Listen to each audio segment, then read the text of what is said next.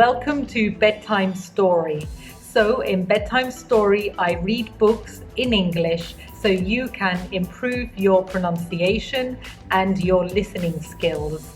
And the book that I have chosen for us to do is 1984 by George Orwell.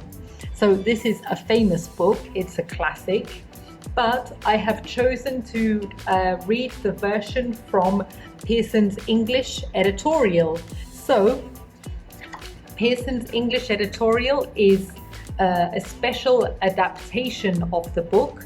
So people who have English as their second language will be able to understand. This book is at the intermediate level of English. Some books are at elementary, some books are at advanced. This book is at the intermediate level.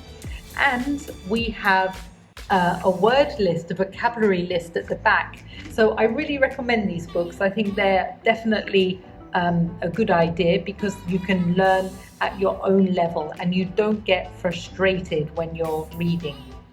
So 1894 was written in 1948. But it was set in the future. It was set in 1984. But of course, we're now in the 2020s. And so for us, this is going to be a book about the past. But at the time, it was written about the future. So it's a futuristic book. Part 1, Thoughtcrime. So if you are sitting comfortably, then I shall begin.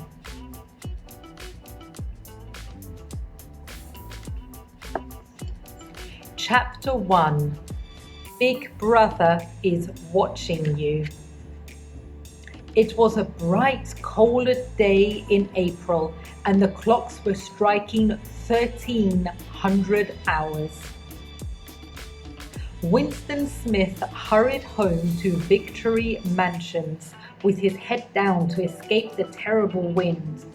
A cloud of dust blew inside him, and the hall smelled of dust and yesterday's food.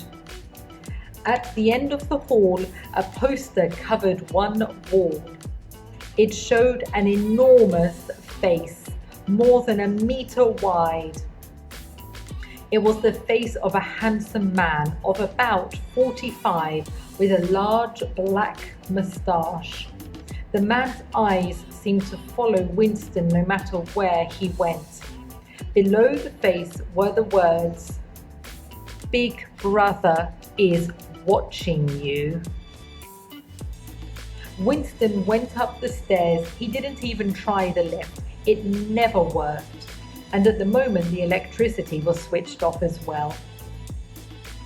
They switched the electricity off during the day to save money for Hate Week.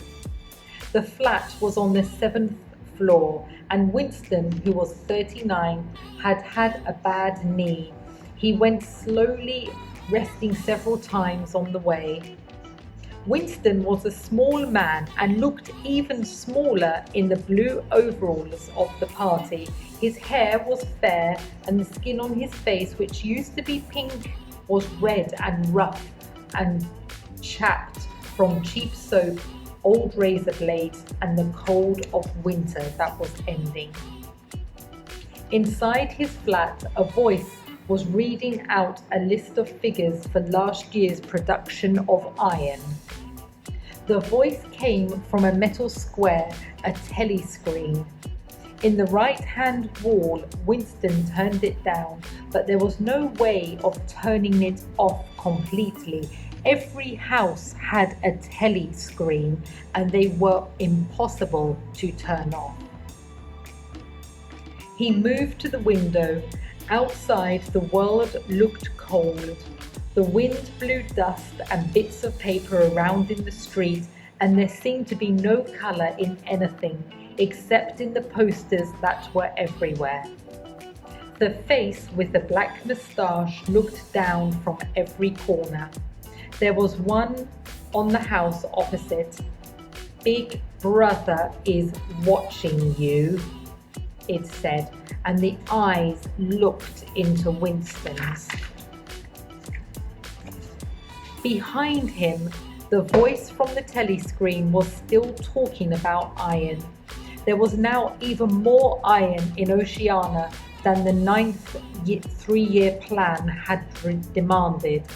The telescreen had a microphone, so the thought police could listen to Winston at any time of the day or night.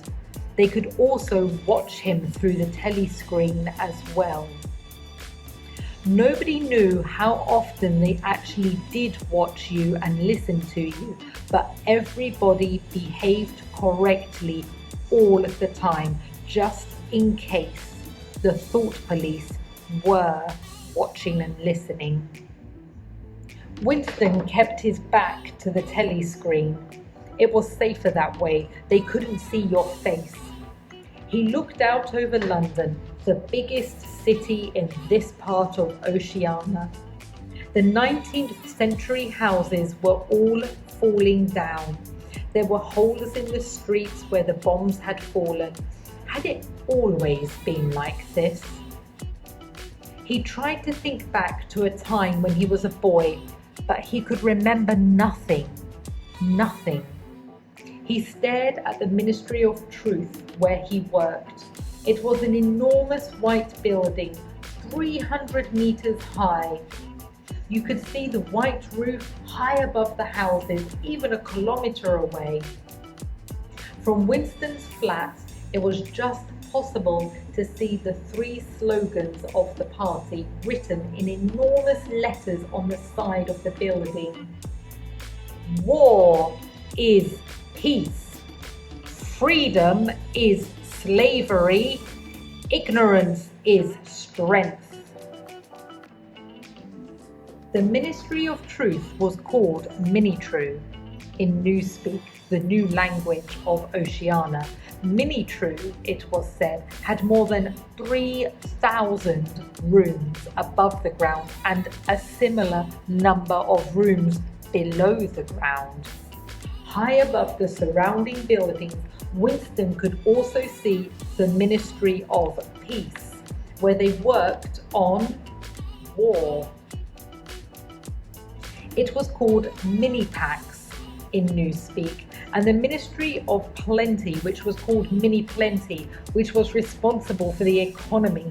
And he could see the Ministry of Love, called Mini Love, which was responsible for law and order.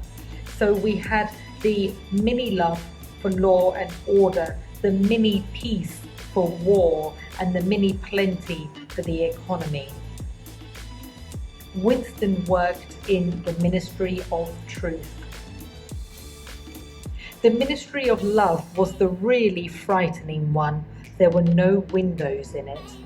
Nobody could get anywhere near it unless they had business there. There were guards with guns and black uniforms, even in the streets half a kilometer away. Winston turned around quickly. He smiled. It was a good idea to look happy when you were facing the telescreen. He went to his small kitchen. He had not had lunch in the canteen before he left work, but there was no food there except a piece of dark, hard bread for tomorrow's breakfast. He poured himself a cup of colourless, oily gin and drank it like medicine. It burned inside, but he felt a little more cheerful afterwards. He went back to the living room and sat down at a small table to the left of the telescreen. It was the only place in the room where the telescreen couldn't see him. From a drawer in the table, he took out a pen and a big diary with beautiful cream paper. He had bought the diary in an old-fashioned shop in a poor part of the town. Party members like Winston were not allowed to go into ordinary shops, but many of them did. It was the only way to get things like razor blades. Winston opened the diary. It was not illegal. Nothing was illegal. There were no laws.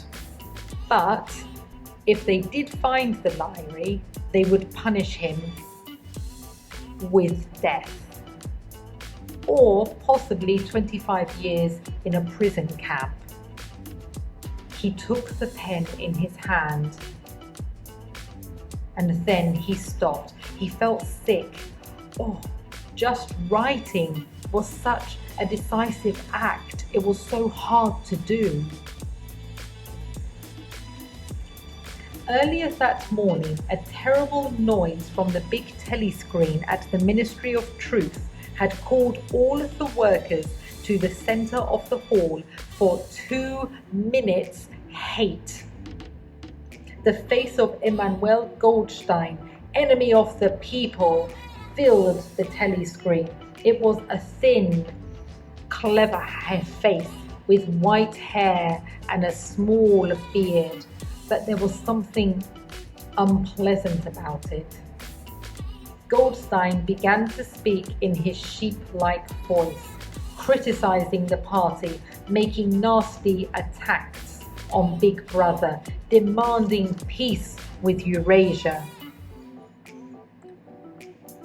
In the past, nobody knew exactly when, Goldstein had been almost as important as the party and Big Brother itself, but he had worked against the party. Before he could be punished with death, he had escaped. Nobody knew how exactly. Somewhere he was still alive. All crimes against the party came from his teaching. Everything was Goldstein's fault. Behind Goldstein's face on the telescreen were thousands of Eurasian soldiers. Oceania was always at war with either Eurasia or Eastasia. That changed, but the hate for Goldstein never did. The thought police found his spies every day. They were called the Brotherhood.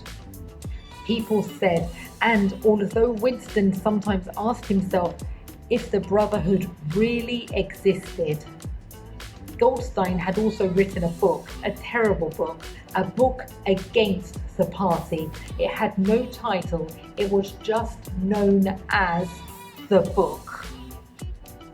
As Goldstein's face filled the telescreen and Eurasian soldiers marched behind him, the hate grew.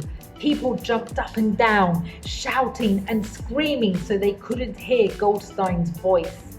Winston was shouting too. It was impossible not to. A girl behind him with thick dark hair was screaming, "Pig! Pig! Pig!" at Goldstein, and suddenly she picked up a heavy Newspeak dictionary and she threw it at the telescreen. It hit Goldstein on the nose and fell to the floor. Winston had often seen this girl at the ministry, but he had never spoken to her. He did not know her name, but he knew she worked in the fiction department. He had never seen her with tools, so he guessed she was a mechanic on the story writing machine. She was a confident-looking girl of about 27, and she walked quickly. She wore the narrow red belt of the Young People's League tightly around her overalls. Winston had disliked her from the first moment he saw her. He disliked nearly all women, especially young, pretty women. The young women were always the most loyal to the party. They were the happiest to spy on other people. But this girl was especially dangerous, he thought. Once, when he had seen her in the canteen, she had looked at him in a way that filled him with black terror. He even thought she might be working for the thought police. As the screaming at Goldstein increased, Winston's dislike of the girl turned to hate. He hated her because she was young and pretty. Suddenly he noticed someone else, sitting near the girl, wearing the black overalls of an inner party member. OBrien. OBrien was a large man with a thick neck and glasses. Although he looked frightening, Winston was interested in him. There was sometimes an intelligence in his face that suggested perhaps that he might question the official party's beliefs. Winston had seen OBrien about 12 times in almost as many years. Years ago, he had dreamed about OBrien.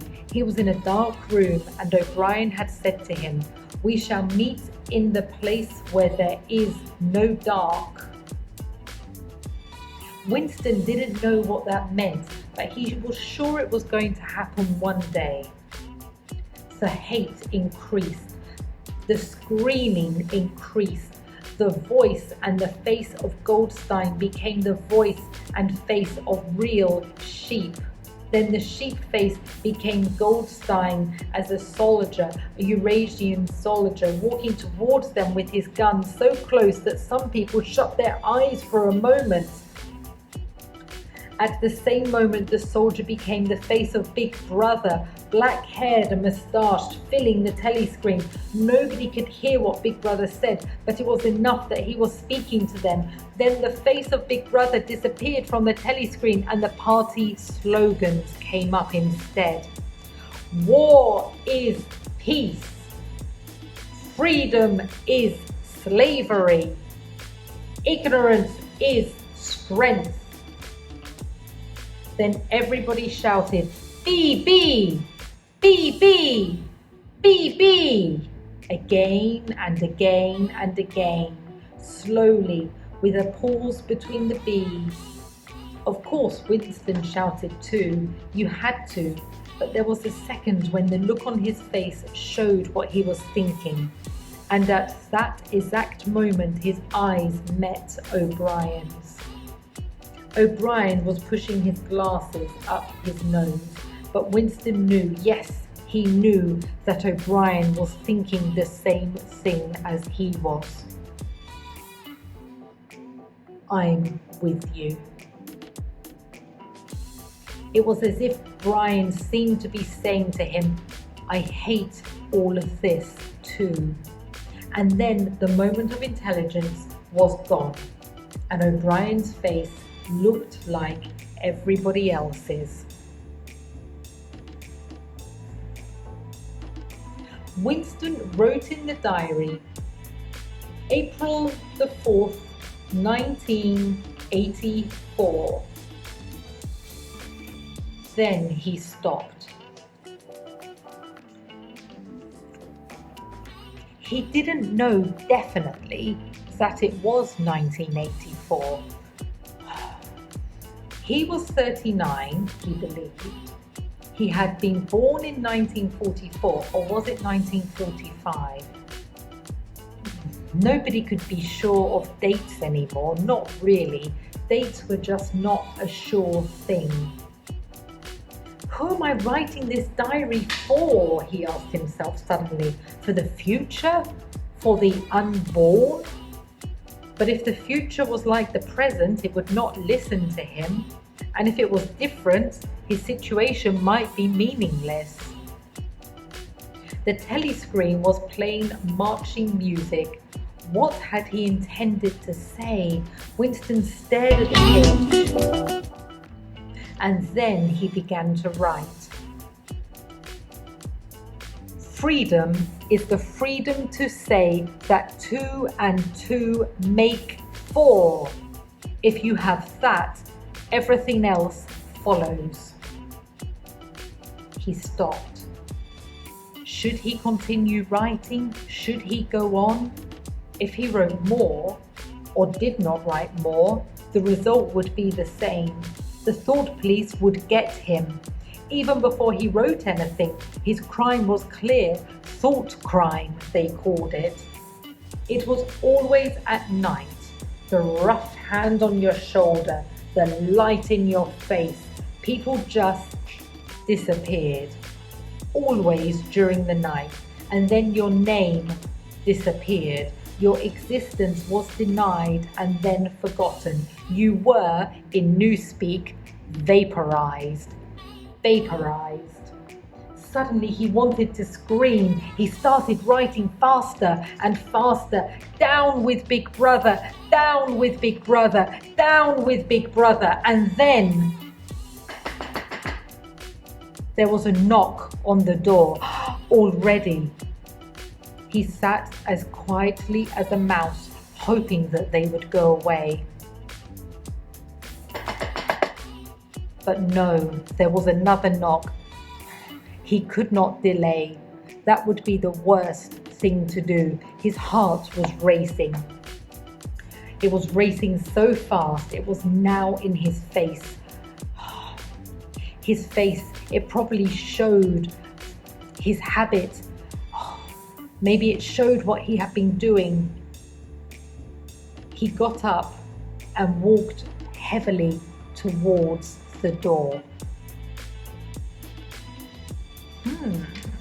So, cliffhanger. They call that a cliffhanger when you reach the end of a chapter or the end of a book and you want to know what's going to happen because there is a sense of suspense. And you're like, oh, what's going to happen? And you have to wait for the next chapter or you have to wait for the next sequence, the next book, the next volume. So that's a cliffhanger. So chapter 1 finishes on a cliffhanger, but that's okay because we're going to be doing chapter 2 very soon. So don't forget, chapter 2, 1984 by George Orwell. It's a special edition. It's by Pearson's. It's been adapted, so it's for intermediate level of English, which is level B1 according to the framework, the CEFR framework that I and many other teachers go by. I look forward to seeing you for chapter 2 of 1984 by George Orwell. Sweet dreams, good night.